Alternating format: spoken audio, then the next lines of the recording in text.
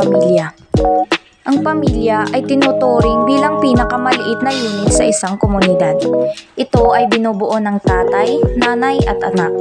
Ang bawat bahagi ng pamilya ay kinakailangang magkaroon ng pagkakaisa at pagmamahalan upang magkaroon ng respeto sa isa't isa. Ang pamilya ay binubuo ang mga unang hakbang sa pagkatao. Ang pamilya ang siyang nagagabay, nagtuturo ng mabuting asal, nagbibigay ng pangangailangan at nagmamahal ng walang kapalit. Ano ang kahalagahan ng pamilya? Sa hirap at ginhawa, sa mga tagumpay at pagkatalo, ang pamilya ay laging nariyan upang maging baluarte ng suporta at pagmamahal. Ang pamilya ay isa sa mga pinakamahalagang aspeto ng ating buhay at ito'y may napakahalagang papel sa paghubog ng ating pagkatao. Sa vlog na ito, tatalakayin natin ang mga dahilan kung bakit napakahalaga ng pamilya sa ating buhay.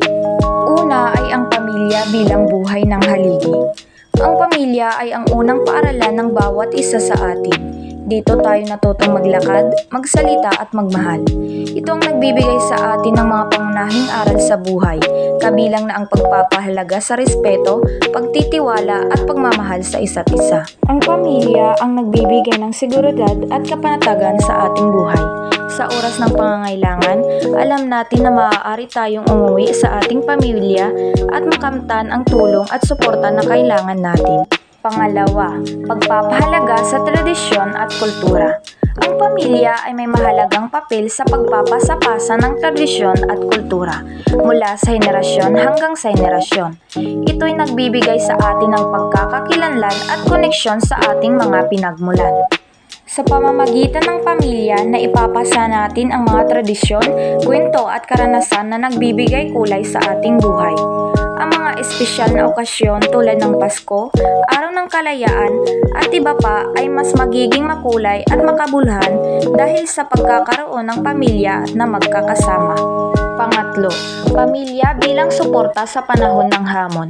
Sa bawat yugto ng ating buhay, may mga pagsubok na darating. Ito ay natural na bahagi ng buhay at hindi natin ito maiiwasan. Ngunit sa tulong ng pamilya, mas nagiging madali nating nalalampasan ang mga pagsubok na ito. Ang pamilya ay laging handang makinig, magpayo at magbigay ng inspirasyon sa oras ng pangangailangan. Ito ay isang malakas na suporta na nagbibigay lakas sa atin upang harapin ang mga pagsubok na may kasamang tiwala na makakayanan natin ito. Pang-apat, pagpapahalaga sa pagkakasama. Ang pamilya ay nagbibigay kahulugan sa ating buhay. Ito ay ang grupo ng mga taong laging nariyan upang maging kasama natin sa mga masayang sandali at pagdiriwang. Kasama ang pamilya, mas pinapahalagahan natin ang bawat simpleng kasiyahan tulad ng pagkakasama sa hapagkainan, banding sa mga araw ng pesta, o simpleng pag-uusap sa harap ng telebisyon. Ang mga ito ay mga alaala na nagpapalalim sa ating koneksyon sa isa't isa. At ang panghuli ay ang pamilya bilang tulay sa pag-unlad ng individual. Sa pamamagitan ng suporta at gabay ng pamilya, mas natututunan natin ang mga bagong kaalaman at kasanayan. Ito ay nagbibigay daan sa atin na magkaroon ng pagkakataon na mag-unlad at magtagumpay sa buhay.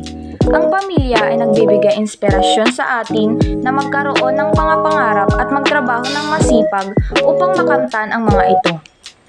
Sa kabuuan, ang pamilya ay mayroong napakahalagang papel sa ating buhay. Ito'y nagbibigay kahulugan, suporta at pagmamahal sa ating paglalakbay sa buhay.